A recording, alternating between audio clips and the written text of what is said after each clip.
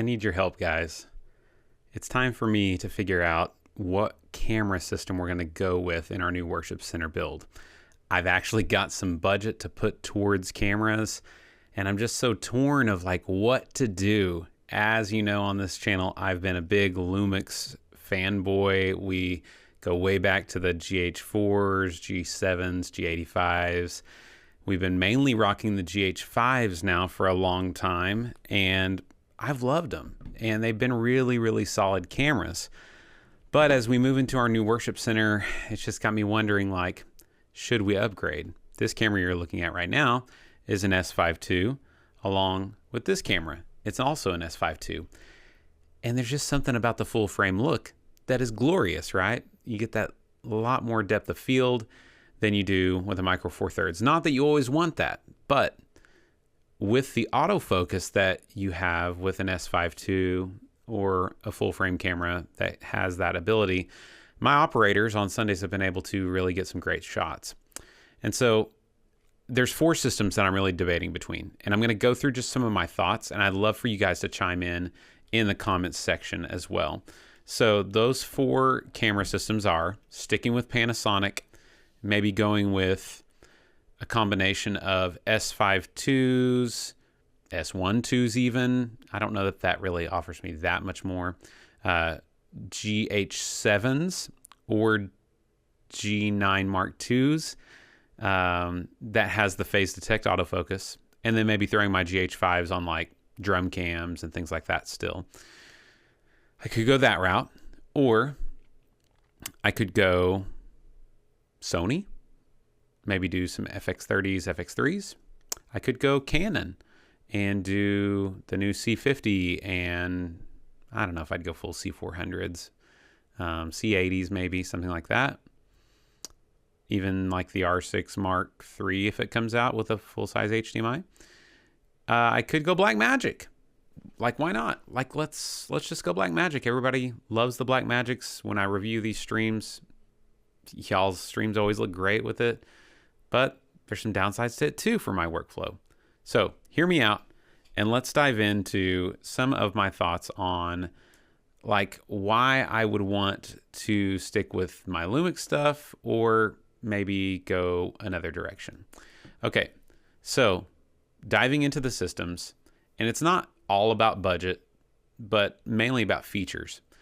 So there is a consideration with budget though, because like Panasonic S5 IIs, you can get a body for $1,500, right? The S1 IIs, I just don't know that I would even go that route.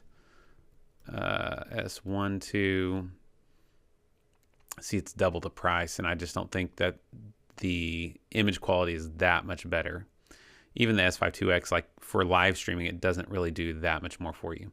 So the things I love about the S5 II is the price, the phase detect autofocus, the live LUTs, the inbuilt image stabilization, the in-body image stabilization, and the fact that it has fans, like you're not gonna overheat this camera. And so my ops can actually just handhold this camera and just run and gun with it, and they've loved using it that way. Very similar to how we've used our GH5s, but historically with our GH5s, we've never used autofocus because it's just not good. It's got the old contrast-based autofocus, and you know, it's just not good. But with the new S5 IIs, the phase detect is really great. I love that you can just pick your mode, and C1 is always going to be our live stream mode, 4K 30, and away we go. And we are moving to 4K in our new worship center as well, so that's going to be important for going forward. So you can do 4K 30. So like things like the little Blackmagic micro studio camera without a screen, it can't do 4K output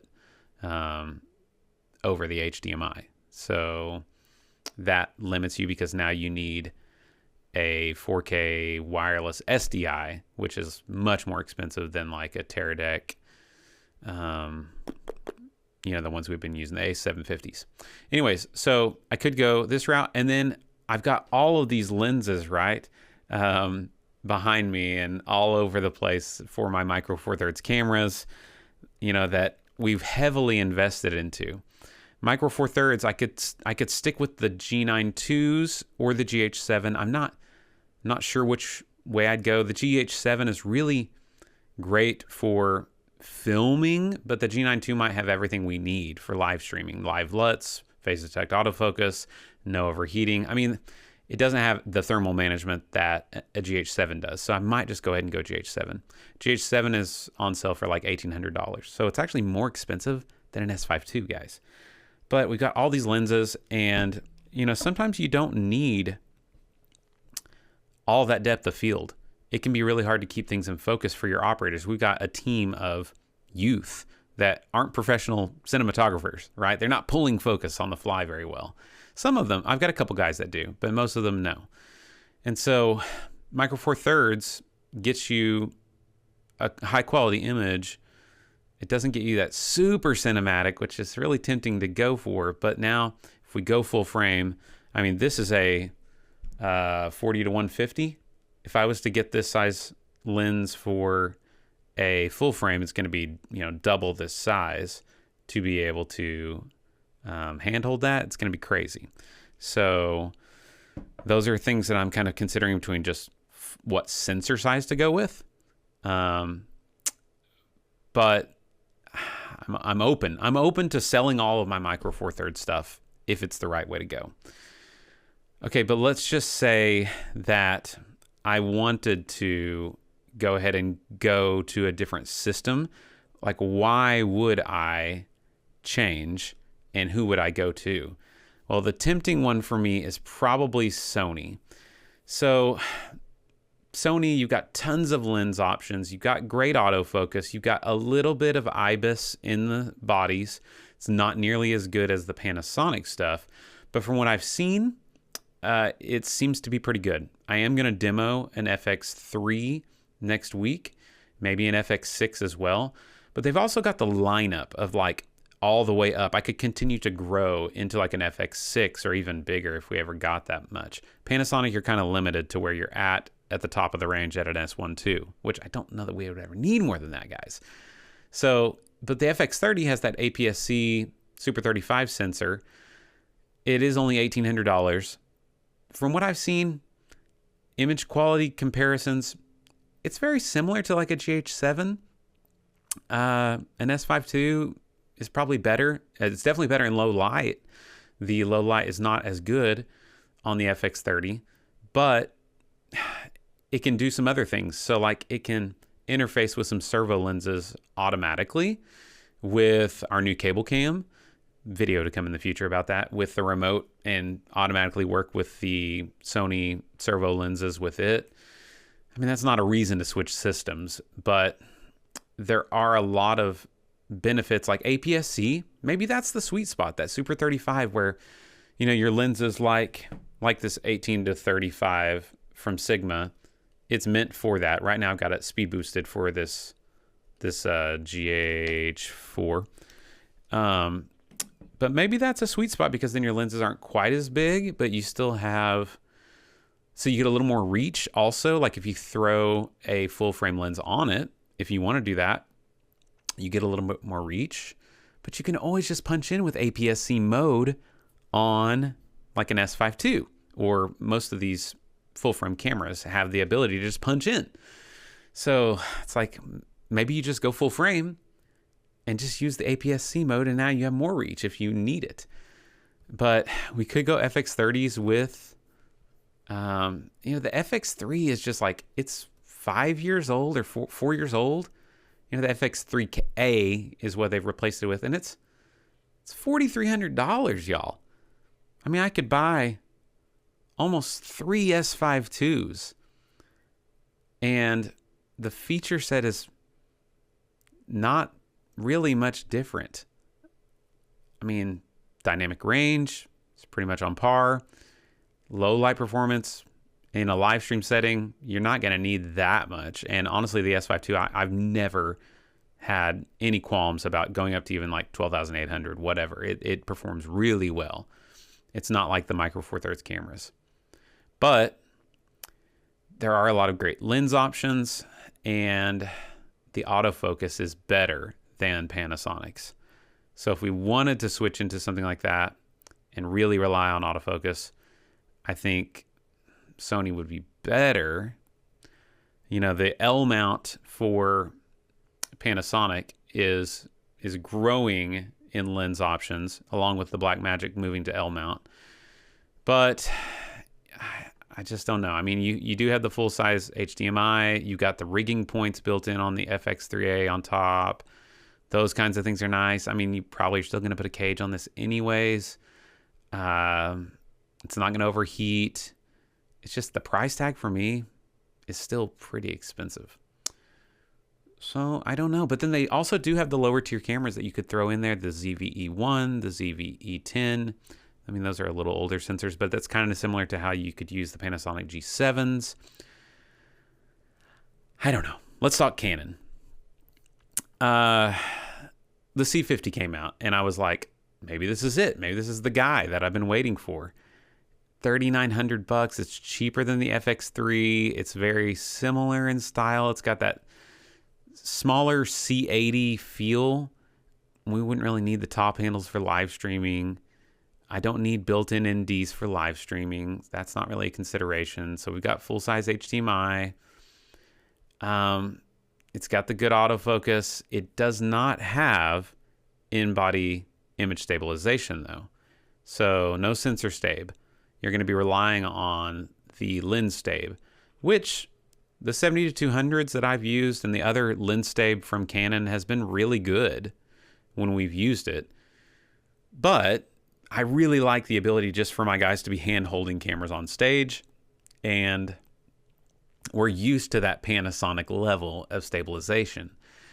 So I don't really care about open gate necessarily. Now, we do utilize these cameras in other ways outside of just live streaming, so that's important to me as well, even as we kind of start talking about the Blackmagic ecosystem. But, you know, I do have some EF glass that I could adapt into the RF. I have a few RF lenses as well already, not many, but you know, you could do like C400s, C80s, C50s, even then some like little mirrorless cameras from them. There's some issues with them though, like micro HDMIs on the R6 Mark II. I'm so over micro HDMIs like on our GH4s and stuff.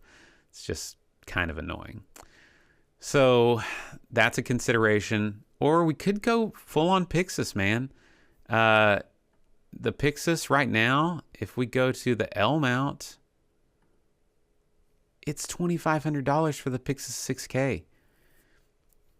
And the image coming out of these cameras, like all the Blackmagic cameras, just they seem to have a little bit more cinematic image. I don't know. You watch all the comparisons, and I think side by side, maybe you notice things, but when you're just watching a stream, I mean, if it looks good, it looks good. The thing for me is I want all my cameras to match. So I toyed with the idea of like, what if I got a couple of Pixis 6Ks for my like main follow cam shots, and then ran with the other Panasonic gear in the other areas. And I ran with, because these don't have autofocus on there, they don't have image stabilization, but they do use the L mount, and you could rig these out kind of like you could do this, or you could go with the 6K studio camera, and those are about the same price. And then now you've got your built-in screen, your tally, but we've already got tally built. You know, we've got tally from Hollyland. We've got comms already, so I don't really know that we would benefit that much from this. And the problem that I have with the Blackmagic stuff is anytime I've seen people running with these little setups where they've got the micro studio on a gimbal or something like that, it just becomes very clunky, and you've got battery life issues. There's no autofocus, there's no IBIS.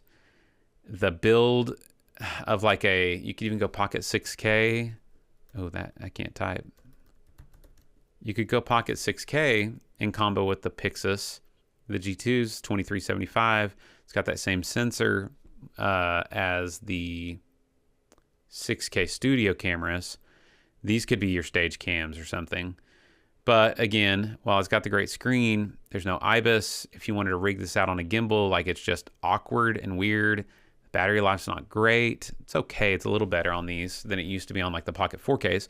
But I thought about that. Like, what if I just transitioned to have all the same system, Pocket 4Ks, use my Micro Four Thirds lenses, and then keep all my stuff and just transition out of Panasonic and go all Blackmagic. Like, use the Micro Four Thirds lenses in some places, but all the stuff with the Pocket 4Ks, like, just kind of annoys me too.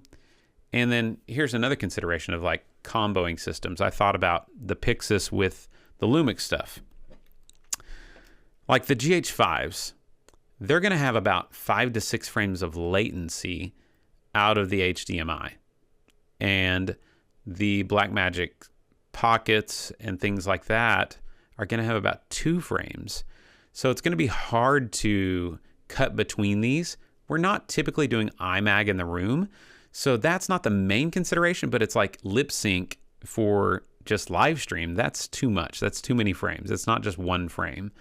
So that's where it's going to get kind of weird, because you can't easily delay video cameras to match each other. You can delay audio to match your video, but you really need your cameras to kind of be in sync. You can get around it by throwing it through a bunch of adapters or something, but we really don't want to play that game, because then it's just more failure points. And then you're trying to match picture profiles and things like that. So I'm open to hearing thoughts.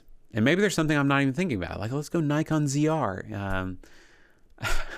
I think for my situation, hopefully, if you're going to comment, maybe you followed the channel for a while, you know kind of the vibe of our live stream. We have a few different camera operators. We have cable cams. We have sliders. We have dolly shots that are unmanned. So it's like a combo of a few untrained, like super skilled operators, along with a bunch of kind of motion controlled units, and then a couple of follow stuff for Pastor. So what direction would you go? I'm just debating, and I'm open to hearing suggestions. I think the struggle is like there's not a wrong answer, and sometimes that's the hardest time to like pull the trigger, is like there's not a wrong way to go.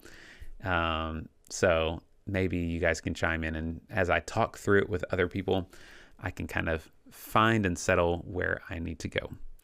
So at the end of the day, guys, remember, we can do a lot of great things. Let's do it all for God's glory. We'll see you in the next one.